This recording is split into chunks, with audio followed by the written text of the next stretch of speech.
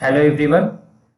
हम लोग स्टार्ट करते हैं क्वेश्चन सॉल्व करना आकाश एंड डिड, जो कोर्सेफ के कॉन्टेक्स्ट में पूछा गया था। तो सबसे पहले हम लोग क्वेश्चन को समझते हैं। इसने n क्रॉस n ग्रिड दे रखा है और इनकी जो वैल्यू है वो ऑड लिया है, और फिर जो नंबरिंग किया है ग्रिड का वो 1 to n एंड कॉलम का भी नंबरिंग 1 to n है। फिर हर एक ग्रिड का इसने सेंटर दे रखा है और उसका सेंटर है n+1 डिवाइडेड बाई 2 और n+1 डिवाइडेड बाई 2। फिर हमको ये फाइंड करना है कि आकाश का current position x's and y's है, तो उसको सेंटर पे पहुंचने पे कितना कॉस्ट लगेगा। और ये कॉस्ट का कंस्ट्रेंट है कि अगर वो डायगोनली मूव करता है तो वो फ्री में जा सकता है, अगर वो up down left right move करता है तो उसको उसका कॉस्ट 1 गोल्ड कॉइन होगा। फिर इसने इसका कंस्टेंट देख लेते हैं कि रेंज क्या है। टी की वैल्यू 10 to the power 4 दिया है, इन की value 2 into 10 to the power 4 दिया है। n इज ऑलवेज ऑड और x's and y's less than n।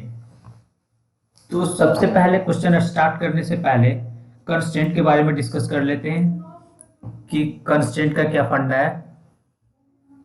तो अगर कंस्टेंट मेरा अगर n का वैल्यू लाई करता है, n का वैल्यू यदि देता है 10 to the power 18, तो उसका सॉल्यूशन हम लोग अप्रोच करेंगे order of log n time में। सीपी का सबसे फर्स्ट फंडा है कि उसका कंस्टेंट देखो और उसके अनुसार सॉल्यूशन का अप्रोच करो। अदरवाइज अगर तुम्हारा सॉल्यूशन यहाँ पे अगर n का ऑर्डर है 10 to the power 18, अगर तुम सॉल्यूशन का अप्रोच करते हो ऑर्डर ऑफ n कम्प्लेक्सिटी में तो वो टीएल ही देगा, तो ये एक्सेप्टेबल नहीं है। अगर 10 to the power 18 n का रेंज है तो तुम उसका सॉल्यूशन का अप्रोच करो order of log n, otherwise ये टीएल ही देगा। अगर 10 to the power 8 है तो उसका सॉल्यूशन तुम ऑर्डर ऑफ n में अप्रोच करो। अगर तुम्हारा 10 to the power 4 है तो इसका order of n square maximum हो सकता है। इससे बेटर सॉल्यूशन तुम दे सकते हो, लेकिन ये वर्स्ट केस में ये इसको एक्सेप्ट कर लेगा। फिर 10 to the power 6 के लिए तुम कर सकते हो ऑर्डर ऑफ n में सॉल्यूशन दे सकते हो, या order of n log in भी चलेगा।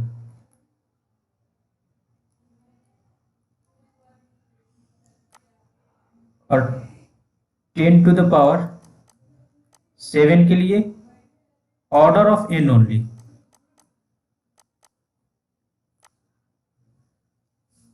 और 500 के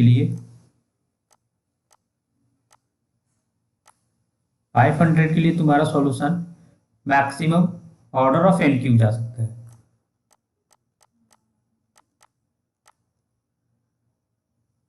और 85 से 90 तक में तुम्हारा solution order of n4 maximum तुम अप्रोच कर सकते हो।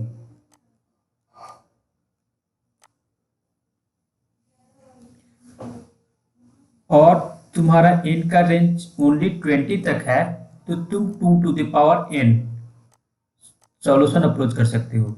तो ये जनरली रिकर्सन में होता है, जब n का वैल्यू 20 दिया है तो तुम उसका सॉल्यूशन का अप्रोच रिकर्सन से कर सकते हो। उस टाइम समझ में आ जाएगा कि हाँ मुझे रिकर्सन लगाना है। और मैक्सिमम n का वैल्यू जब 11 दिया है तो तुम्हारा सॉल्यूशन n फैक्टोरियल तक काम करेगा। n फैक्टोरियल इसका मैक्सिमम टाइम कम्प्लेक्सिटी हो सकता है। तो हाँ, इससे समझते हैं कंस्टेंट से। यहाँ पे तुम्हारा n का वैल्यू जब 10⁻18 दिया है तो तुम्हारा सॉल्यूशन लॉग एन मैक्सिमम जा सकता है। तो यहाँ पे तुम ये समझ सकते हो कि मुझे लगाना है बाइनरी सर्च।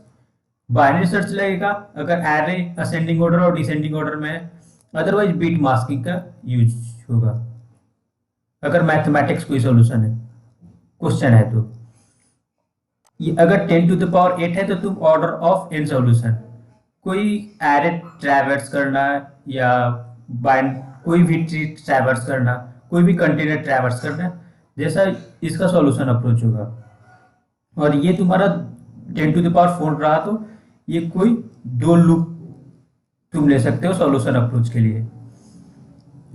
और 10⁶ रहा तो तुम यहाँ पे सॉर्टिंग यूज कर सकते हो अपने सॉल्यूशन अप्रोच के लिए। ये जस्ट हिंट है, मैक्सिमम टाइम ये काम करता है, बट कुछ सॉल्यूशन है जिसमें ये काम ना करे, बट मैक्सिमम टाइम ये काम करता है। और ये जो 20 जब हुआ तो तुम यहाँ पे रिकर्सन सोच सकते हो कि रिकर्सन अप्रोच हो सकता है। तो यहाँ पे इसने क्या दिया है, 10⁴ दिया है एंड 2 × 10⁴ दिया है। तो मेरा जो कंप्यूटेशन होता है इसका अगर टाइम कम्प्लेक्सिटी t × n अगर करते हैं तो ये TLE देगा। ये TLE क्यों देगा?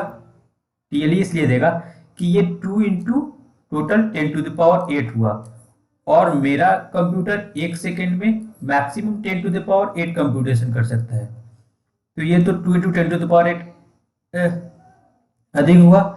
तो ये तुम्हारा अगर सॉल्यूशन अप्रोच तुम्हारा t × ऑर्डर ऑफ n रहा तो ये TLE देगा।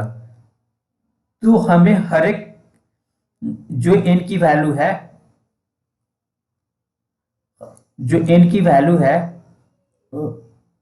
हर एक n के लिए मुझे चेक नहीं करना है इसका सॉल्यूशन अप्रोच, इतना समझो।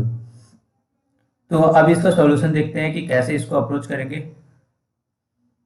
मूव करते हैं। तो हाँ, इसने क्या दे रखा है कि n × n ग्रिड दे रखा है और n का वैल्यू ऑड है और इसका सेंटर दिया है n+1 डिवाइडेड बाई 2। तो इसका सेंटर क्या होगा? 3+1 डिवाइडेड बाई 2 और 3+1 डिवाइडेड बाई 2 इक्वल टू 2। इसका सेंटर वैसे ही 5 + 1 डिवाइडेड बाई 2 इक्वल टू 3। तो इसका सेंटर भी 3 होगा। तो 3 मेरा यहाँ पे आता है। और फिर इसने क्या दे रखा है कि अगर हम डायगोनली ट्रैवर्स करते हैं, मीन्स अगर मेरा पोजीशन करंट पोजीशन यहाँ है, अगर डायगोनली जाते हैं तो ये 0 कॉस्ट होगा। अगर ये डायगोनली जाते हैं तो 0 कॉस्ट होगा, अगर ये डायगोनली है तो 0 कॉस्ट देगा। ये सब क्वेश्चन में दे रखा है इसने। और अगर करंट पोजीशन मेरा यहाँ है, अगर अप जाते हैं, लेफ्ट जाते हैं, राइट जाते हैं और राइट जाते हैं तो इसका कॉस्ट 1 पॉइंट होगा। ये क्वेश्चन में दे रखा है। तो इसने क्या पूछा है कि अगर मेरा पोजीशन कोई एक्सेस एंड वाई एस है तो सेंटर तक पहुंचने का क्या कॉस्ट होगा, यही मुझे निकालना है। तो देखते हैं कैसे अप्रोच करते हैं। तो फिर यहाँ पे मेरा सॉल्यूशन का अप्रोच क्या रहेगा कि हम हर एक सेल को देखेंगे, हर एक सेल से कॉस्ट निकालते हैं और अगर हर एक कॉस्ट को अगर हर एक सेल को चेक करने जाए 1 बाय 1 तो इसका टाइम कम्प्लेक्सिटी क्या होगा? Order of n square. और इसका ऑर्डर ऑफ n स्क्वायर। अब पहले से ही मुझे टी टेस्ट केस के लिए चेक करना है तो इसका time complexity order of tn square हो जाएगा, tn स्क्वायर। तो ये मेरा तो अप्रोच बिल्कुल काम नहीं आएगा, मीन्स मुझे हर एक सेल को चेक नहीं करना है। इतना तक तो समझ में आया कि अगर हम हर एक सेल को चेक करने गए तो मेरा TLE देगा।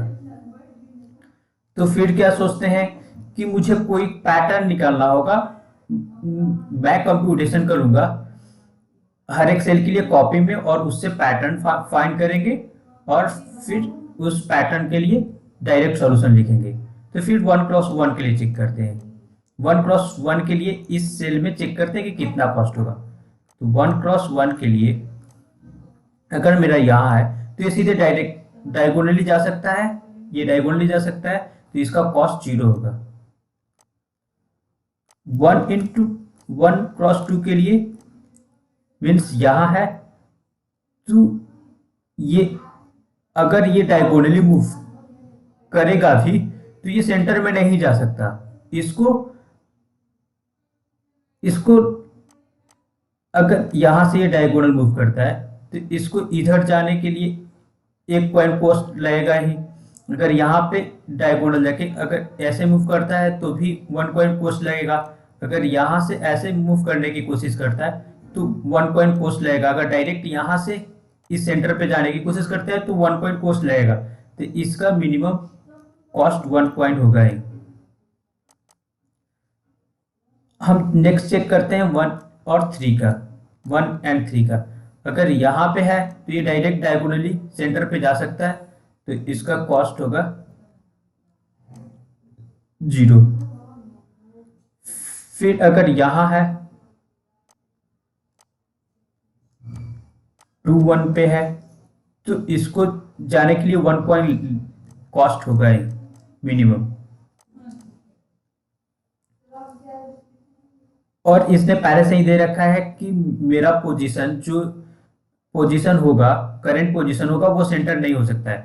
तो इस वाले पे चेक करते हैं 2 इंटू 3 पे, 2 इंटू 3 पे, तो इसका कॉस्ट 1 पॉइंट होगा ही।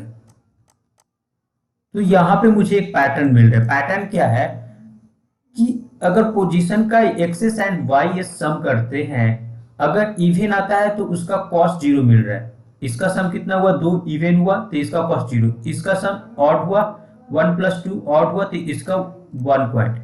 इसका सम इवन हुआ तो इसका कॉस्ट 0। इसका सम ऑड हुआ तो इसका कॉस्ट 1। इसका सम ऑड हुआ 5 तो इसका कॉस्ट 1। इसका चेक करते हैं रैंडमली 3 इंटू 3 का। 3 इंटू 3 का क्या आ रहा है, 0। देखो ऐसे डायरेक्ट जा सकता है ये, तो ये 0 पॉइंट।